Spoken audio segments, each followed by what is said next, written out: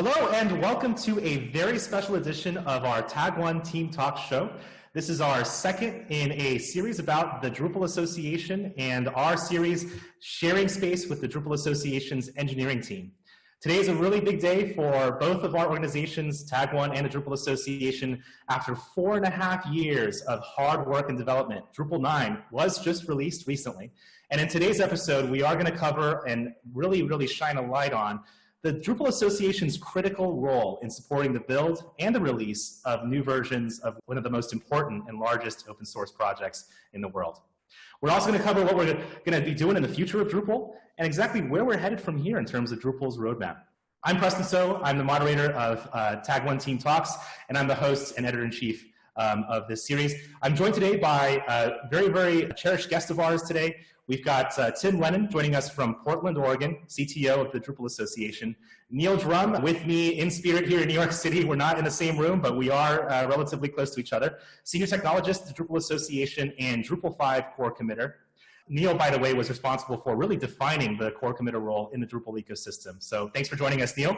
And we're also joined today by Narayan Newton, also based in Portland, Chief Technology Officer at Tag1, as well as Michael Meyers, who's located currently in the Berkshires, Massachusetts, Managing Director at Tag1. I'm located here in New York City, and it's a real pleasure to have you all here today. So just as a first question, I think everyone's really interested in Drupal 9, but let's take a little bit of a closer look at everyone who made it possible. What is exactly the Drupal Association's role in creating and fostering and releasing this new major version of Drupal? Yeah, I think there's a lot to say here because being one of these largest open source projects in the world, Drupal is created by the whole community. And the Drupal Association's job is to foster that effort and support it, to build the tools that let the community build Drupal, as we always say. So, in our case, that means maintaining things that we've talked about on this podcast before, Drupal CI, the Drupal.org issue queues, the GitLab code hosting itself, the way that we package and release new versions of Drupal, and various other tools that are used to support it. But then Drupal itself is built by, in this case, I think there was something like 5,200 contributors who were credited in the process that led up to the release of Drupal 9, all over from 8.0 all over the last 4.5 years for different features that got in.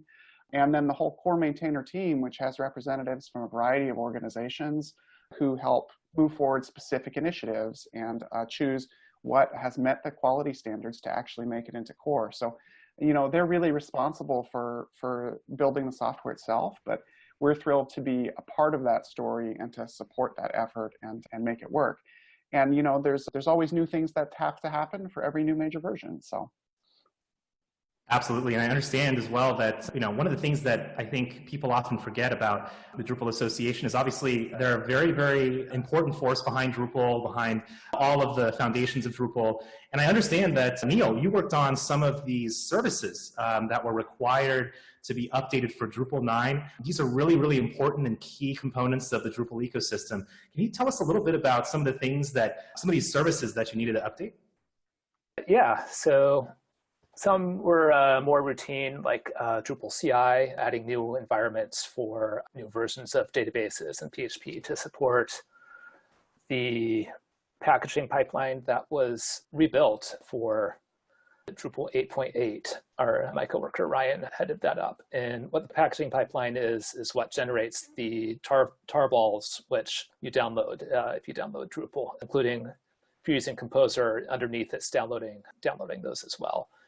And that added a lot of extra Composer support for core in 8.8. So that was really the point where we moved from Drupal sometimes using Composer to actually supporting Composer as a first-class citizen for installing core. And a lot of what I did was around semantic versioning for contributed modules. So in the past, contributed modules were 7x dash whatever, 8x dash whatever. They had an API compatibility prefix. But now that contrib modules can be compatible with 8 and 9 and 10, 11 into the future, that prefix just doesn't make sense. So it was time to take that off and at the same time add that patch level version number and use semver. So going through our code base, throughout packaging, localization, and everywhere that version numbers might be, and auditing to see what needed to be updated, because we had little bits of code parsing those all over the place. And on the core side of that, core uses the version numbers too. So Ted Bowman put in a lot of work for getting core to actually be able to handle semantic versioning in contrib. Neil, is semantic versioning, did that come into Drupal 9 because this is the point where 8 and 9 are both going to have to be supported by contrib, and that's the point where it doesn't make sense to not have it? Yep. Yeah, okay. Yeah, we didn't want to... I actually never quite got that. Yeah, we didn't want people to start making 9x dash whatever releases, because really everything, any module you make right now probably is going to be compatible with both Drupal 8 and 9. I've got a question for you, Neil, about that, and forgive my ignorance on this because it's been a long time since I've upgraded a module from version to version. But does the new semantic versioning system in Drupal mean that, for example, we had that recent wave of updates to modules that just needed that single number change in that .info.yaml file? Does semantic versioning change the need for that, or how does that evolve how we handle, let's say, how modules are registered in Drupal.org? I don't know if it makes any. Yeah, it gives module authors more options for making patch releases and major releases, and they can do the whole schedule like core does and support 2 or 3 branches at once, or they can do more simply keep releasing in a straight line, but have more options to communicate how big of an update each release is.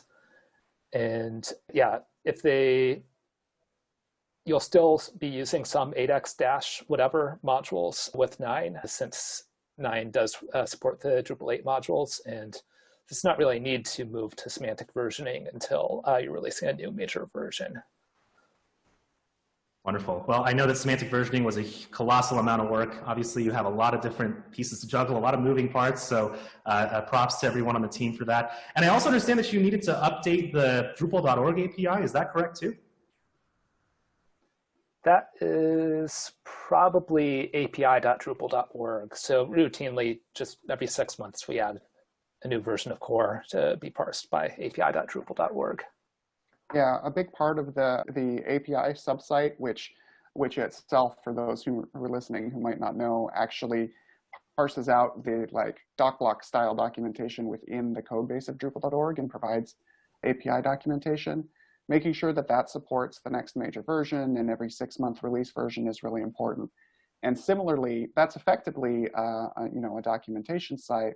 And there's also the community governed documentation on Drupal.org as well, which is another area that's gotten some major updates, because we're in this new situation where Drupal is becoming an evergreen piece of software. So it doesn't make sense to have a separate, having a separate Drupal 7 documentation where the architecture is so different totally makes sense.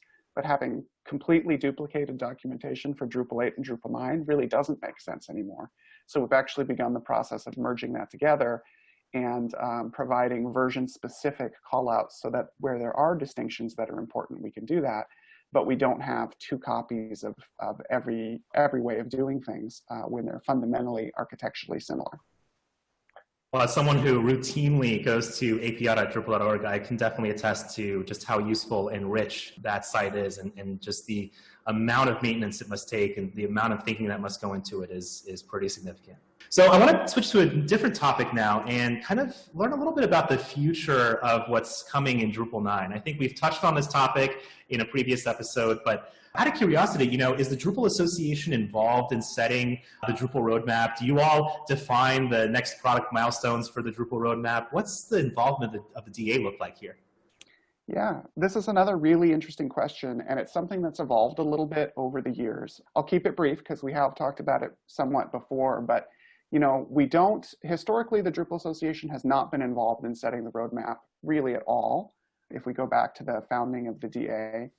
But over recent years, as Drupal.org services like the update service, the localization service, the composer facade, all of these other elements really become part of Drupal, the product, then Drupal.org becomes part of Drupal. And so the DA has increasingly become involved in the discussion about roadmap and the discussion about initiatives. So we meet with core on a monthly basis just to make sure that we're on the same page about supporting each other with what's going on. And more recently, we've been involved in leading and proposing some initiatives for core ourselves. And that's how the first phase of the automatic updates work that we talked about in the previous episode started, and a number of other things that have been going on in the background. So moving forward, that's going to continue to be true. We've already begun some discussion about some possible additional initiatives for Drupal 9's lifecycle. And those might be things like, well, they almost certainly will include the next generation of auto updates work, perhaps some work to add telemetry to Drupal so that we can learn more about how it's being used and share that with maintainers. And so it's a collaborative effort. It's still primarily led by the core maintainer team, the sort of open source volunteers who really lead those initiatives, but we're becoming more and more involved. That's amazing to hear. And I think, one of the things I'm curious about, though, is that, I think a lot of what we hear about from the Drupal Association revolves around the underlying technology and shepherding the project and, holding these events. But from what I understand, you do a lot more than just technology and engineering and some of the things like DrupalCon. There's a lot more that goes into the Drupal Association's work. Yeah, I mean, I think it's reflected in the Drupal project's culture of what contribution means, right? Contribution isn't just code. And in the same way that contribution is not just code, the work of the association and the work of the project is not just technical work. So there's a lot that we do that's about fostering community in various ways, about creating space to build community, whether that's virtual space or space at conferences and things like that. And also just the whole side of promoting Drupal to the world and marketing it to the world. It's very easy for us to talk to each other. We have such a big community that we could spend all our energy just preaching to the choir, as it were. But it's, of course, important for us to evangelize Drupal and to tell everyone out there what's new, why they should revisit it if it's been a while since they've taken a look. So that's always a big part of the work we do as well. And we're a small team. We don't have a formal graphic designer on staff. We don't have all that. So even all of us, even on the technical side, in some way get involved in this community management or promotional element or membership support or all of those things. So it becomes part of the work too. Thanks, Tim. Well, I'm going to go ahead and open the can of worms that I think everyone's kind of curious about. Drupal 9 is here. And I think everyone's kind of curious, is this going to be a challenging upgrade cycle or what's involved? So I guess my question for you all here today is, we've got a lot of people who are watching this. They're looking at Drupal 9. They're excited about all of the advancements, but they're a little bit wary about the upgrade process. So what can an organization that is looking at moving to Drupal 9, based on the work that you all have done, the incredible progress and the incredible advancements you've made in all of these aspects of Drupal's ecosystem, what are some of the things that you've built or improved on that allow for these organizations to move to Drupal 9 more quickly or in a more kind of rich way? I'll talk briefly about the Drupal 9 update process in general, and then turn it over to Neil to talk about some of the tools that he's collaborated on with some folks in the community and that the team has collaborated on that are really incredibly helpful as well and have been helpful to module maintainers. But as a general rule, we've been sort of talking around this at the beginning of this call. Drupal 8 and Drupal 9 are fundamentally architecturally similar. Drupal 9.0, the release that just came out, has the same features and functionalities Drupal 8.9, which also just came out, except that it's moved to the latest version of underlying libraries and removed deprecated code. So this means that anybody who's running an up-to-date version of Drupal 8 is probably ready to do this update just as easily as any minor version update that they've done over the course of the 8 lifecycle. The only thing that they need to double check is that the contributed modules that they're using and any custom code that they're using is actually ready for 9 as well, has removed those deprecations and is on that latest implementation of the 9 architecture. So what's kind of shocking about this is on the release day, as people were sort of celebrating the release around the world, we were getting tweets and people posting in the Drupal Slack saying, I've just done the upgrade. like literally as the release was happening, basically. And huge portions of the contributed ecosystem were compatible even before release day, which to my memory has not happened before for a Drupal release. So in that sense, it's super incredible. But at the same time, there's going to be people out there listening who still have a bunch of legacy custom code, or who still have a variety of other modules and they're not sure whether or not they're compatible yet. So there are some awesome tools that are going to support that. So I'll let Neil talk about a few of those different things that people can use. Yeah, and really we didn't build any of these ourselves. We helped out with some of them, but these are all very much community driven. There's stuff like the upgrade status module, Drupal check and Drupal rector. Those are worked on by Gabor Hachi and Ted Bowman and some of the people at Palantir. And really what they were able to do is leverage some of the more modern coding that's Drupal's been moving to, modern PHP, and Drupal rector will, for example, transform deprecated code into the more current equivalent. So it will give you patches for removing a lot of deprecations. I think they have pretty good coverage now.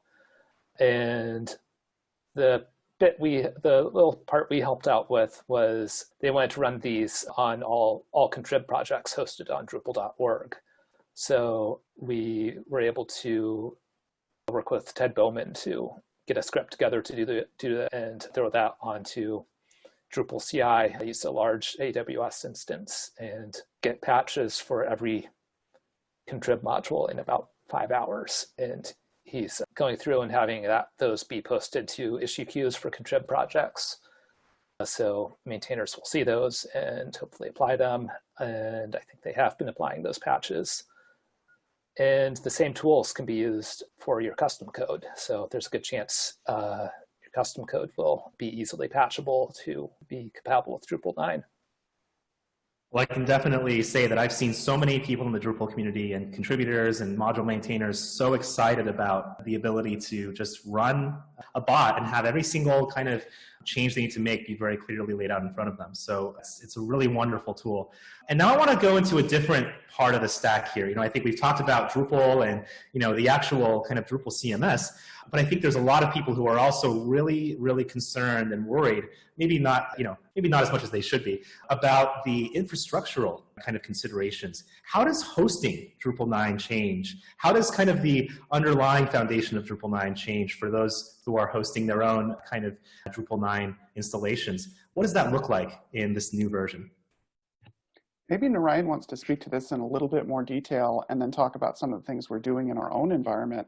But there's the place to start is the system requirements have been updated pretty notably because PHP has been releasing new versions. There's new versions of PHP 7, and some of these older versions that even some common hosting providers kept current are out of date and in some cases unsupported by the PHP project itself anymore. So, in an interesting way, open source projects like Drupal and others in the PHP ecosystem, by releasing software that increases these requirements, helps to move the hosting industry forward and get their infrastructure further up to date. But Narayan, do you want to say a little bit more about that side of things? Sure. In a pretty real way, and not surprisingly, hosting Drupal 9 and Drupal 8 are similar. And they have similar issues because usually you're coming into an environment like ours that has legacy code, Drupal 7, sometimes Drupal 6 sites that are not going away.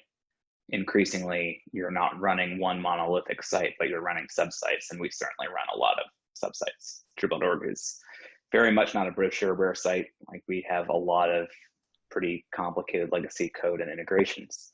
So those things don't go away, which means you end up basically having to run different full platforms under these different Drupal versions. How we do that is sort of up to how you want to run the infrastructure. I've done that with, it's called a slotted installation of PHP, where you have multiple versions of PHP or PHP FPM running concurrently. That can be fine. And in fact, we do that already to some extent to have different pools for the different subsites, pools of PHP executors.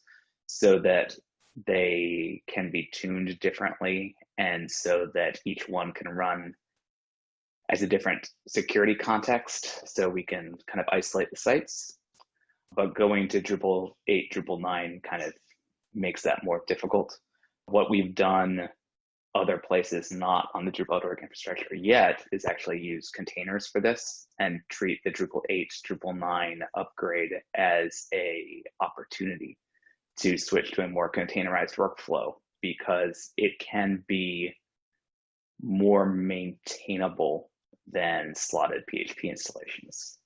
It's likely that on the Drupal.org infrastructure, we're going to do similar there, but it's a very large workflow change. So it's just going to take some work to move to that, although it helps that a lot of the people on the team do have experience with that in other projects. Other than PHP version, we aren't really going to have a lot of platform changes underneath that, but PHP version is more than enough to require some significant changes to how we roll things out currently. Wonderful. And, I think that there's, obviously there's those kinds of considerations that are really important. And the thing I'm really curious about as well is, we've talked about Drupal, the CMS, we've talked about some of the infrastructure, but I'm kind of curious, what does the new major version of Drupal mean for Drupal.org itself? And how does Drupal.org kind of evolve in light of Drupal 9? Is Drupal.org already on Drupal 9? How's things looking there? Gosh, I wish I could be saying yes right now. I'm so tempted to just say, sure. But no, we're not on Drupal 9 yet. And actually, the majority of Drupal.org is Drupal 7. And people who use groups.drupal.org will know that we have one Drupal 6 site still left on long-term support. So that puts us in an interesting situation. It means that we, like I think many of the listeners to this podcast, are sort of legacy Drupal 7 users. Drupal 7 was, the banner version, the kind of zeitgeist moment in Drupal's version history up to this point, and had just the vast majority of Drupal sites. And there's a lot of people who, even through the 8 life cycle, have been still wondering how to make that leap and make that jump. And so there's some things that we're planning on doing that I think will be interesting to a lot of other folks. And I'd love to get into that in just a second. Really quickly, in the more minor, or in the more urgent and specific case, what a new major version means is often more traffic and more load to Drupal.org. We actually just have to get ready for the fact that we're going to get a lot more attention. So Narayan spent some time with us working on just some performance and scaling stuff, some effectively like load protection, denial of service protection kinds of work just in the couple days before the release to make sure we were ready in case there was a big pickup in interest. And maybe you could hit the highlights of some of those little things, and then we can talk about some of our plans for Drupal.org's upgrade. Yeah, we have in the past 10 or so years learned that if you create a landing page for a release, you should probably make sure it performs relatively well. I forget which release we didn't do that for, but it was very notable day of. There's always going to be one page that people choose to link to when they post the story that there's a new release of Drupal to, or Reddit or Y Combinator or what have you, Twitter. And so it's important to make sure that that page performs well and, if possible, is entirely cached. There have been releases of Drupal that we actually force cache that page at the CDN. So I'm not sure how many people noticed, but some releases, not this release, you would be logged in and then go to the download or welcome page for that release, and suddenly it would appear like you were logged out because that page was being anonymously driven from our CDN, not actually from the VMs running the site. This release, we did not have to do that, but we did look extensively at the performance of that page and a few other pages. Neil did a lot of good work on the performance of just the generic page types that were going to be hit. And then we made sure that we understood the performance of our anonymous pages delivered through our CDN network to make sure that the vast majority of traffic that gets driven from release, which is just anonymous people clicking on a link, that all of that would be cached well and cached at the edge. We also do some CDN level caching for our repository viewer and GitLab to make sure that links that are going to be re-downloaded a lot and possibly scripted are buffered at the edge. We've also learned that that's important for release day, especially in the age of Composer.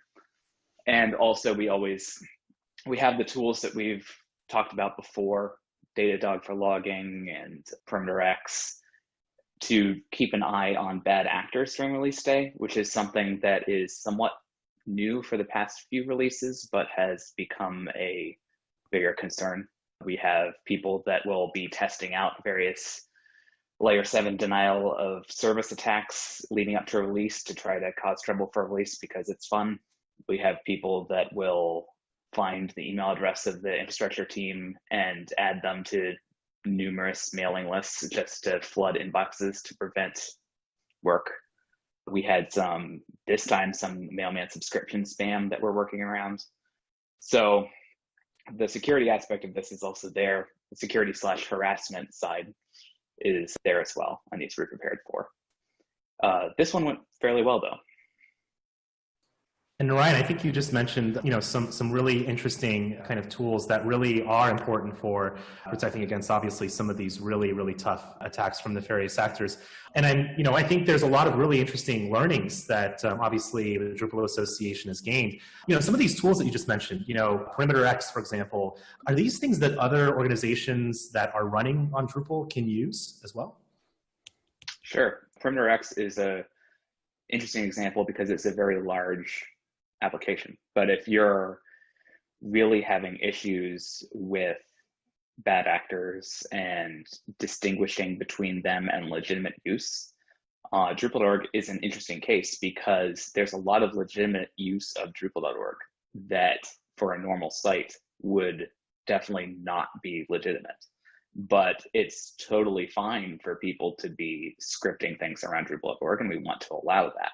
So the detection of that versus an actual bad actor that's trying to repeatedly exercise a known bad path on the site to try to cause load problems is difficult. And Perimeter X is one of the tools that we use that has been really excellent at that. And they have a support team that will work with you to configure their tool better for you, which is useful because it is a very complicated tool with a lot of rules that we don't necessarily want to become an expert at.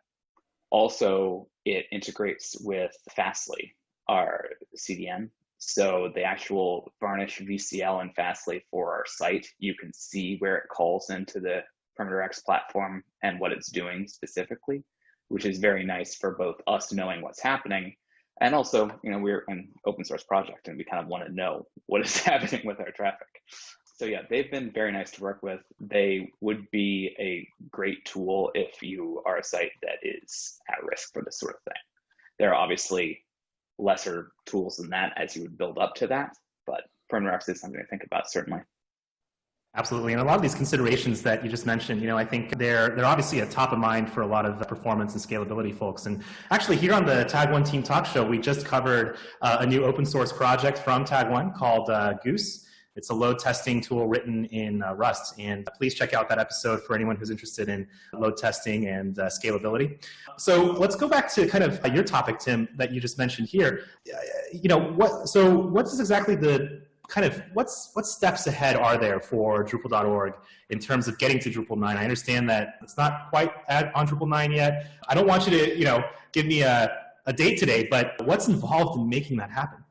Yeah, so it's a really good question. We've been talking about different architectural solutions to accomplish this for a little while now. And I think, don't hold me to this because we may evolve the plan a little bit further, but I think we've landed on a plan that's really quite promising. So it involves a number of things that Narayan alluded to earlier in terms of either slicing or containerizing different parts of the infrastructure so that we can simultaneously have some of our subsites on Drupal 9 and some of our sites still on Drupal 7 while we're sort of in process on the migration.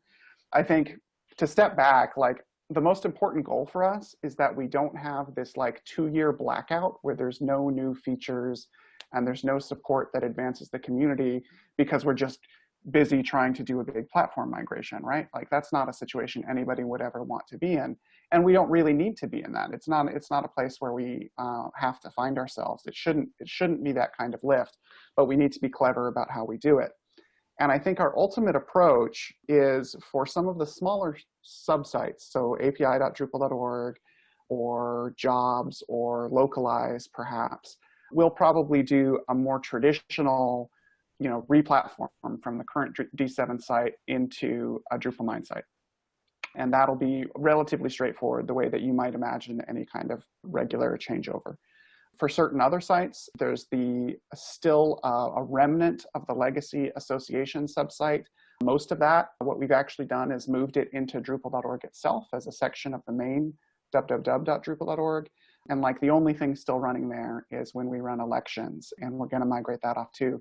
So rather than finding ourselves replatforming all of these sites, we're going to try and sunset some of them and remove some technical debt, clean things up as much as we can, and where we need to maybe migrate some functionality into where it's more useful. We're taking a similar approach with groups. Then finally, there's Drupal.org itself, the main site, www.drupal.org, which has it's the largest site by far, and it has a variety of user activity, marketing activity, resources.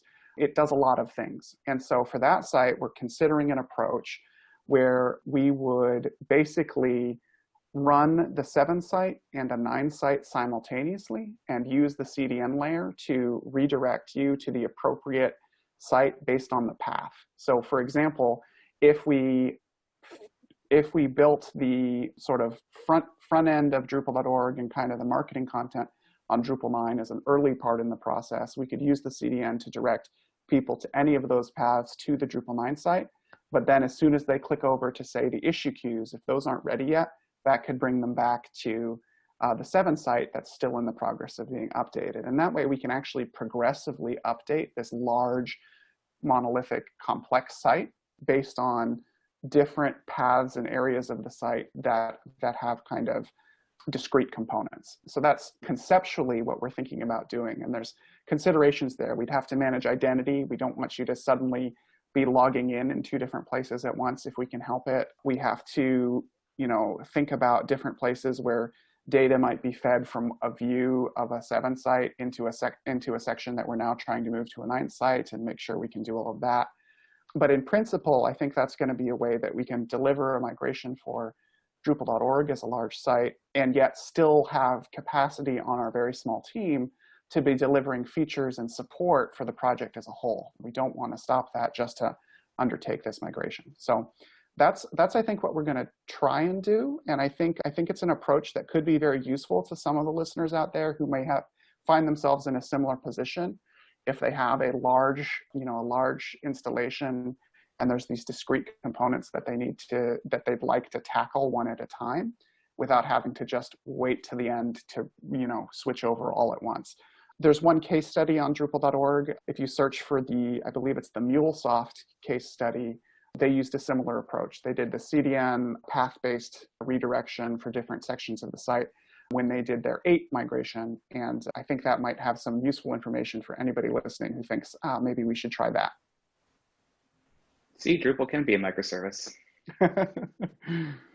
Well, we'll see if one day if Drupal becomes a service mesh, potentially, consisting of multiple services. We'll see. Anyways, maybe a very, very long discussion, not in the scope of this particular episode. When we have the Drupal 11 tag team talk, then maybe we absolutely. Absolutely. Well, one thing I know I'll be doing this weekend, by the way, is I will definitely be, over the course of the next few months, I'll be looking at some of my favorite pages on Drupal.org and looking at that meta tag generator to see which version it's on, because I'm really curious about this strategy, and I really want to see which parts of, I want to see if I can predict your roadmap a little bit by seeing, hey, okay, so they're working on localized first, now they're working on groups, okay, now I know, so I can kind of sneak in with a few tweets. We'll see. So one thing I did want to note, by the way, Tim, you said something about 10 minutes ago that I think we glossed over a little bit, and that is, you mentioned, and I'll quote you directly. You said Drupal.org is not brochureware. It's a very complex and a very involved custom Drupal site. One of the things I wanted to ask about is, this is a very challenging implementation to manage. What is it like to be cleaning up all this technical debt? What's it like from the inside for people who are out in the wild who are also thinking about some of these maintenance challenges and management challenges? It's interesting. I think I'll let Neil speak to some of this because he's been on the engineering side of Drupal.org in terms of this custom code and where a lot of this came from, going way, way back through many major versions of Drupal. And I think he has a unique perspective on this. Similarly, Narayan's been supporting it for an infrastructure side for quite a long time. Yeah, Neil and I created most of this technical debt, so. To be fair, some of it we create for ourselves. What I will say in general is, I as someone who manages a technical team, I have never seen an engineer more happy than when they can, when there are more deletions than insertions in their next Git commit, right? So at times that opportunity to remove technical debt is actually motivating in some ways because you feel like it's taken a weight from your shoulders. But the trick is getting that time to prioritize it, because when it's not feature delivery, as I'm sure everyone knows, every engineer who's listening to this is like, yeah, but I've got to do some feature delivery. And this is why we take the kind of approach that I'm talking about, where it's like, can we combine this removal of technical debt with some sort of related upgrade? We did that with the landing pages this time around, actually. Just as a super minor example, Drupal 8's landing pages, when we launched Drupal 8, used the OG theme module. So they actually were themed totally separately from the rest of Drupal.org, and there's some overhead to doing that. And by the time we got to Drupal 9, we'd added new editorial tools to Drupal.org for our own internal landing page building, and we just didn't need any of that. So Neil got to remove quite a lot of code. How much was it, Neil? It was a theme based on the Omega base theme. So it was like 40,000 lines of code from Omega. That's a good day. That's a nice commit. Neil, do you want to talk a little bit more about that, about Preston's question about just like what it feels like managing this much legacy?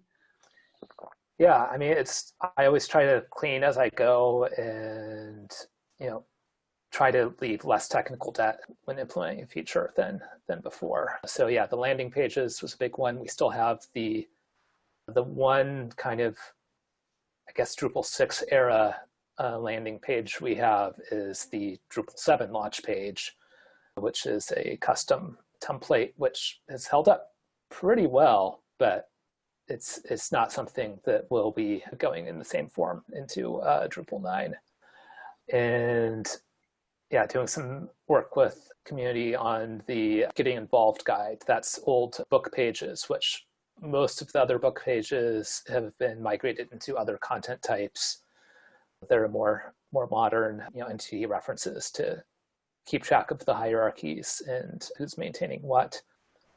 So providing ways for those to be migrated away. We'll have one less content type to migrate. And there was another one of those old landing pages that I was able to get rid of.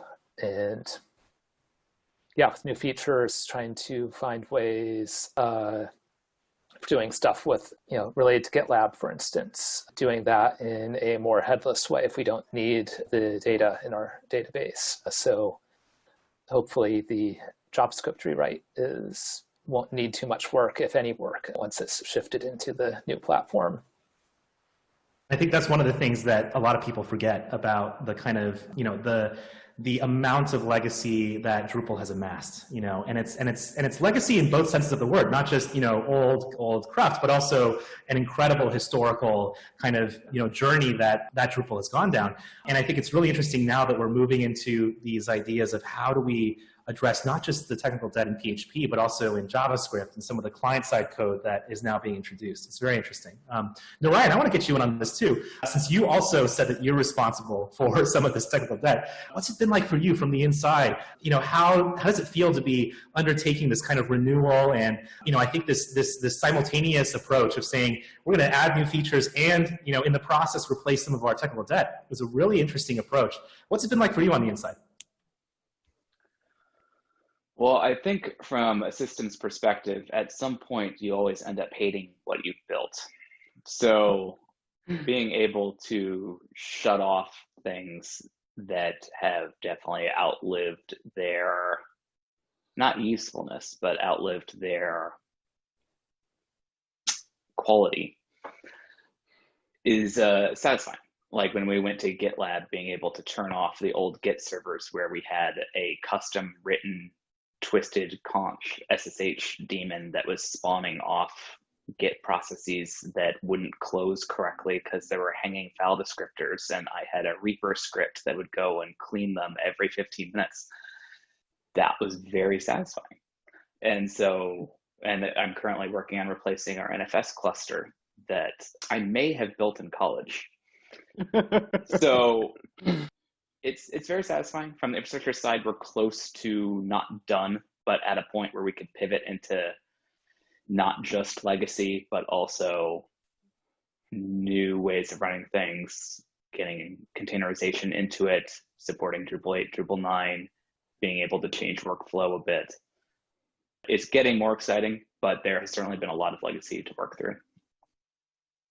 Well, I think we can all agree that we have the best folks available. Narayan, Tim, and Neil, I think you three certainly are part of this dream team of folks that are really responsible for stewarding, for acting as community stewards, not only for things that are visible, but also all of the invisible aspects of Drupal that we all rely on a daily basis. So thank you all for that insight, and I hope that our audience also gained a lot of insight into how the day-to-day of someone at the Drupal Association works and how it goes. And with that, I want to go into something completely different. We have a little segment at our Tag1 Team Talk show called the Aside Tag. It's about a minute per participant on the call. And what we do is we share something that's going on in our real lives. An example could be, I learned about a skill, or I just cooked a new recipe. And I want to start today with Tim. Tim, what's going on in your world? Yeah, so obviously we've been sheltering in place throughout, well, pretty much anybody listening to this is probably in the same situation. And some of the regulations are a little bit more relaxed. So lately I've been trying to figure out socially distant day trips. So I'm in Portland, Oregon, so I took a drive up to the McClellan Overlook in southern Washington, which has views of Mount St. Helens, and it's kind of a remote kind of back road up that way. So that was very cool. And I found an app that's mostly for motorcycle riders, actually, called Calimoto. That's just really cool. It helps build scenic trips. It actually sort of deliberately avoids straight line highways and takes you on the scenic back roads. So that's been fun and a nice way to feel like I'm not just stuck at home all the time. Wonderful. Well, I'm excited to hear more about that, and I'm very jealous. I haven't been outdoors, outside the city in a long time. So looking forward to seeing those photos. How about you, Narayan? You said outdoors, and I got concerned. Yeah, I've been looking for things to do around my house proper, and so have been getting into macro photography, which is photography of very small things. Or actually, it's a lens that has one-to-one reproduction, so that you can fill the frame with something very small and have a lot of detail. And it's been very interesting because it's totally different. Like all the rules are all the same, but it's just very, very finicky, and you have to be very stabilized and well lit. And so it's been fun, and you can do it in the front yard, because when you're doing that, the front yard is gigantic. That's amazing. I'm looking forward to seeing those photos too. Neil, we're in the same city. I haven't seen you in months. What's going on in your world? Yeah, I've been pretty well confined here with the small apartments here, but we have a roof that's pretty safe up here, so can get outside a little, get a bit of sunlight. Replaced my bike commute with push-ups. Been actually getting more into, I got involved with Drupal infrastructure, Drupal.org infrastructure through volunteering, working on api.drupal.org. But it used to be, that was what I did for a few hours on a weekend. But I really hadn't been doing that stuff outside of work for a while. But now it's all kind of blending together. But yeah, working on some fun stuff on the side that's not necessarily driven by our roadmap. Well, Neil, I will say that even just one push-up of yours is more physical activity than I've done this entire lockdown. So props to you. Meyers, what's going on in your world? Well, I live outdoors. We live in a rural area right now, missing the city a lot. But my problem, and I've talked about this saga on many of our talks, is a good internet connection, which is why I'm sitting at the local firehouse right now. And I recently learned, so I found a hill on our property that I can get a cell phone signal with on a mast. So I've been doing a lot of research on how I get from this antenna down to the house, which is, over a third of a mile away. And, there's all sorts of different options, and I'm not sure what the most cost effective is, but I didn't know that power over Ethernet extenders existed for both like your traditional Cat, 5 and 6 cables, as well as like power over coax. So that was really fascinating to me, that you can run Ethernet over things like coax with power for, 4,000 or 5,000 feet. So super cool. And you can amp it there. What's that? Then you can amp it there. Oh, I didn't know that. Further. Yeah, I got connectors. My concern is like voltage drop over distance. Now I need some help. Maybe I'll tap you, Narayan, to make sure that at the end of that line, I'm gonna have enough to make it work. But I mean, I electrocuted myself a lot in the data center, so I wouldn't trust me that much. Plan B is like a solar setup with batteries, but anyway. Narayan, I wonder if those shocks led to some of these great ideas that you have all the time. All right, well, now it's my turn on the aside tag. And, obviously here in the United States, we are undergoing a period of deep pain and suffering this week. And I do want to dedicate my section of the aside tag to the pain that everyone who is watching and supporting Black Lives Matter and who are seeing what is going on in the United States to pay attention. We did have a moment of silence for George Floyd and all of the other victims of police brutality over the last few years on our last episode. But today, instead of sharing an update of my personal life, I would just like to acknowledge the incalculable losses of George Floyd, Breonna Taylor, Ahmaud Arbery. And I want to encourage also everyone who is watching this, if you are located in the United States or if you have local organizations to support, there are lots of organizations that are partnering with Black Lives Matter and partnering with anti-racist groups to prevent these events and these horrible circumstances from ever happening again, working hard to fight for the right kind of policing and the right kind of politics that we need in this country. I want to call out a few organizations here. Color of Change, Black Visions Collective, blacklivesmatter.org, the NAACP Legal Defense Fund, Reclaim the Block. These are all great organizations that I highly encourage our audience to donate to and support in this time of need. And I also want to highlight one of Tag1's own cherished customers, our own cherished client, the ACLU, the American Civil Liberties Union, is one of our Tag1 customers. We deeply cherish them and their work, and I highly encourage all of you, please, to donate and support all of these initiatives and organizations. With that, this is all the time we have today. So I want to say thank you so much to our guests and our panelists today. All the links that we have been passing along throughout this episode are online with this talk. And if you did enjoy this episode, please remember to upvote, subscribe, share it with your friends and family, share it with your grandma who's still quarantined, I hope. And check out, of course, past talks at tag1.com/tagteamtalks. And as always, we'd love to hear your feedback on any topic suggestions about this show, Tag1 Team Talks, or about our sibling show, Core Confidential, the Insider Guide to Drupal Core. The way to do that is to send us a little note at tagteamtalks@tag1consulting.com. I want to really give a big thank you to Narayan, Tim, Neil, and also Michael today for joining us on this episode. And we'll see you next time.